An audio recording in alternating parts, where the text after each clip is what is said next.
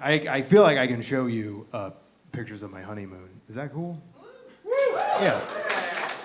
I appreciate that. I mean, it's nice. It's just a sweet thing. We went to Vegas. We went to Las Vegas.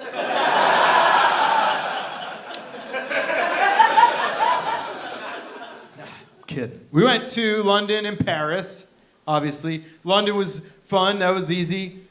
You know, less of a language barrier situation. France, that was a little more difficult. We don't speak French. I just learned how to say, I'm sorry. Je suis désolé. That's how I got by. Je suis désolé. Je suis américain. Je suis comédien. Clown. That was me all over Paris, just being so American. Yeah, but I want to learn a foreign language. I don't know any foreign languages fluently. Ich lerne Deutsch. I'm learning German. I'm working on that. Let me tell you why. I feel like I have to say why, because nobody knows what a Nazi looks like for sure anymore. I mean, mostly since Kanye, but there's been a couple other curveballs lately. So I have to say I'm learning German because I have a sister who moved there in college and started a family there. So I have a niece who speaks German, and you know, she's like 3. So right now we're pretty much to the same level. And I want to tell people, like, when I say I'm learning German, I want to say why. I don't always feel like detailing the family thing. So I've been working on learning this phrase, which is Ich lerne Deutsch, aber ich unterstütze weder den Faschismus noch bewundere ich einen seiner Anführer. Which means I'm learning German, but I do not support fascism or admire any of its leaders. I just like to be clear, you know.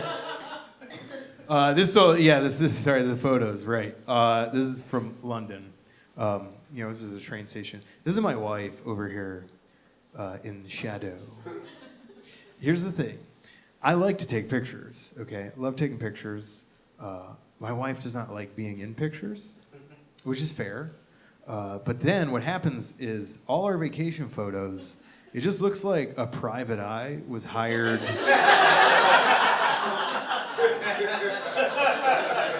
to tail her around foreign cities. I'm like, oh, there she is in Paris.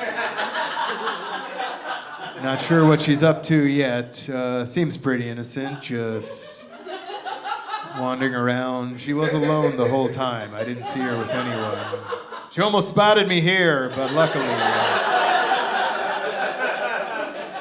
I took cover behind a chimney sweep. Just shopping for desserts, checking out the menu. Again, alone the whole time. I don't think you have anything to worry about. Got pretty close here. Followed her all the way home. That's the Mona Lisa. Yeah, pretty cool, huh? We went to the Louvre when we were in Paris. That was amazing to see in person, honestly. That is an Italian masterpiece, okay? This is also an Italian masterpiece.